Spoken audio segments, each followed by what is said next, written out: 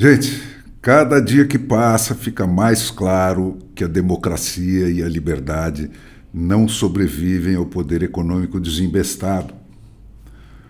Os Estados Unidos já sabem há mais de 100 anos que é impossível manter em pé aquela construção genial lá dos Founding Fathers, né, para impor controles democráticos ao poder político, com o poder econômico liberado para a concorrência predatória, né, até se impor a todos os mortais na forma de monopólios.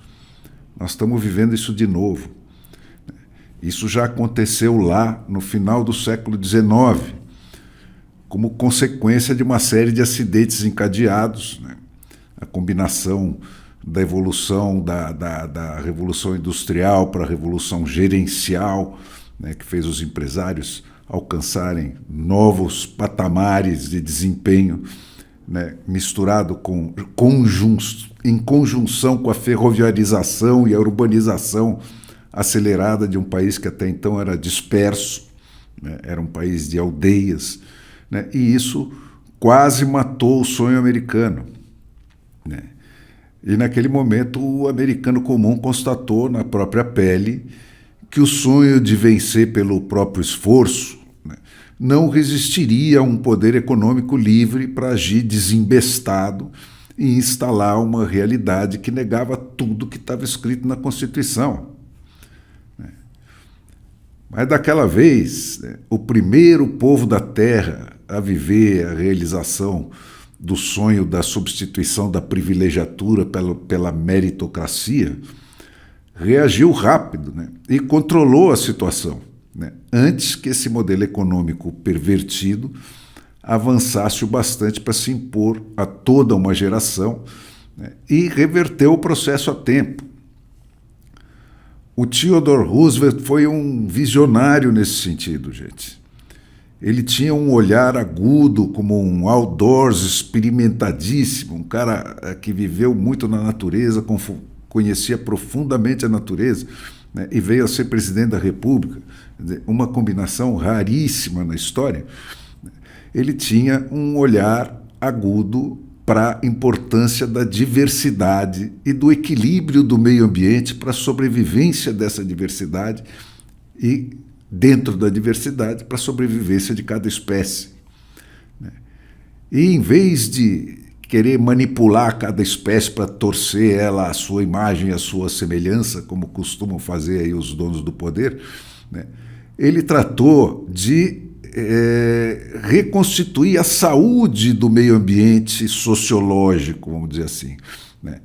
Saúde essa que, como continua sendo hoje, é definida pela capacidade de sustentar a diversidade, né, e de garantir a livre interação entre espécies diferentes, né? A percepção de que o poder é poder, não importa em que cavalo ele venha montado, né, e como poder ele corrompe, e como poder absoluto corrompe sempre, né, e de que o poder econômico corrompe tanto quanto o poder político, né, levou ao acrescentamento, né, do par que faltava àquela obra civilizatória dos Founding Fathers, né, que foi o do estabelecimento de controles democráticos também sobre o poder econômico. E isso resultou no momento mais brilhante da aventura humana na Terra. Em pouco mais de 60 anos, a partir do momento em que eles foram adotados lá por uns Estados Unidos que ainda andavam de carroça, né, eles puseram um homem na Lua. A Revolução Democrática, gente, consiste basicamente em substituir a cumplicidade com os crimes do rei, com poderes ilimitados, né, e o comércio de privilégios como as únicas vias de ascensão social, né, que foi a regra da humanidade desde que o primeiro macaco se ergueu nas patas traseiras até a promulgação da Constituição Americana de 1789, né, a substituição disso pelo Estado de Direito e pelo estabelecimento do caminho do esforço e do merecimento do trabalho como o único legítimo para a acumulação de riqueza. A inovação, desde que adotada pela sociedade, né, passou a ser, a partir daí, o único jeito de dar saltos no processo de acumulação de riqueza.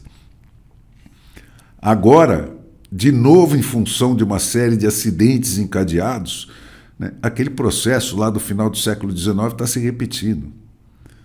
A internet, a globalização dos mercados, a queda das fronteiras nacionais e a competição aberta e predatória dos países sem lei com os países com lei, né, o fim dos limites antitrust, né, o fim dos controles democráticos impostos ao poder econômico, já tendo avançado por mais de 50 anos, né, e com a riqueza absurdamente concentrada e os países e os seus ritos políticos pautados cada vez mais pelos interesses escusos aí dos donos dos monopólios, né, o de informação e comunicação em especial, né, pelo papel que eles exercem em sistemas cuja fonte exclusiva de legitimação do poder é o voto, né, essa infecção hoje já atinge toda uma geração, né, já vem rolando há 50 anos, há meio século, né, e atinge toda uma geração que é a primeira da história dos Estados Unidos que dá marcha ré, né, e não progride mais do que os seus pais progrediram. Enquanto a que tem ainda memória viva dos tempos melhores vai indo embora pelo processo natural, né? E com isso, gente, está ameaçando ir pelo ralo o apoio da população americana ao capitalismo, né, deles, né, que até o último quartil lá do século XX manteve aquele país imune à infecção socialista. Então, cara, a quebra, como sempre, é geracional, né?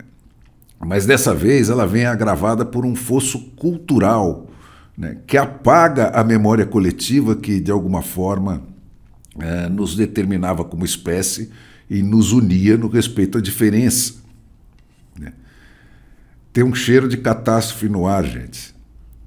A internet tem para as culturas locais, e especialmente para a cultura da libertação e os seus derivados, né, que é a mais recente de todas e que tão poucos de nós experimentaram de fato, né, o potencial de um evento de extinção em massa das proporções do choque daquele asteroide que extinguiu os dinossauros. O único caminho é voltar a domar o poder econômico. E isso não se faz pelo expediente da censura, gente, ou do controle desse ou daquele ator social em específico. Isso se faz pela reconstituição das condições do meio ambiente social para sustentar a diversidade, né, como fez o Theodore Roosevelt lá atrás. Isso se faz pelo estabelecimento de limites democráticos à competição predatória, até a extinção do oponente. Isso se faz garantindo a existência de níveis saudáveis de competição econômica. Não existe liberdade política, gente, se não existir liberdade econômica, e vice-versa.